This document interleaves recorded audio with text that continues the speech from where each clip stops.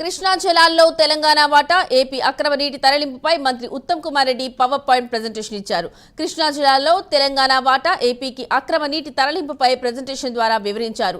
మేడిగడ్డ, అన్నారం, సుందిల్లా డిజైన్లలో లోపం ఉందని, ప్రాజెక్టు నిర్మాణంలో అన్ని లోపాలేనని ఎన్డీఎస్ఏ రిపోర్ట్ ఇచ్చిందని మంత్రి ఉత్తమ్ చెప్పారు. డిపిఆర్లో చెప్పిన చోట సుందిల్లా, అన్నారం కట్టలేదన్నారు. మేడిగడ్డలో నీళ్లు నింపొద్దని ఎన్డీఎస్ఏ చెప్పిందని, కాళేశ్వరంలో ఏ బ్యారేజ్ కూలిపోయినా 44 ఊర్లు కొట్టుకుపోతాయన్నారు. భద్రాచలం టెంపుల్, టౌన్ కూడా ప్రమాదంలో ఉంటాయని మంత్రి ఉత్తమ్ కుమార్ రెడ్డి చెప్పారు. సపోజ్ ఈ మేడిగడ్డ బ్యారేజ్ కానీ, ఈ అన్నారం బ్యారేజ్ కానీ, ఈ సుందిల్ల బ్యారేజ్ కానీ డిజైన్ లో ఫాల్ట్ ఉంది.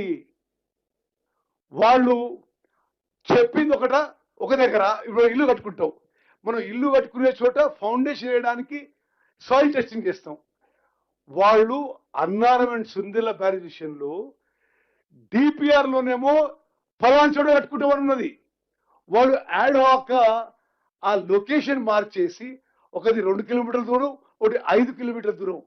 అంటే ప్రపోజ్ లొకేషన్ ఇన్ డిపిఆర్ కంటే 5 కిలోమీటర్లు 3 కిలోమీటర్ల దూరంలో ఆ బ్యారేజ్ కట్టిండ్రు. సాయిల్ టెస్టింగ్ చేయలేదు, బొంగలు పడ్డాయి, సీపేజ్ మొదలైంది, ఫౌండేషన్. ఇది మా మాటల్లో కాదు. I believe the best experts in the country, national dam safety authority. Problem ఏంటిది? ఒకవేళ మనం సరే ఆ పంప్ హౌస్ నుంచి లిఫ్ట్ చేసి అన్నారంలో పోసి, అన్నారం నుంచి సుందిలో పోసి ఎల్లంపల్లి పోసి అనుకోండి. ఒకవేళ ఆ బ్యారేజ్ లో ఏదన్నా కూలిపోయినా, ఏ బ్యారేజ్ కూలిపోయినా కొట్టుకపోయి దారి పొడవు 44 ఊర్లు కొట్టుకపోయి, సమ్మక్క సారక్క బ్యారేజ్ కట్టుకుపోయి, భద్రాచలం టెంపుల్, భద్రాచలం టౌన్ కూడా ప్రమాదంలో ఉంటాయి.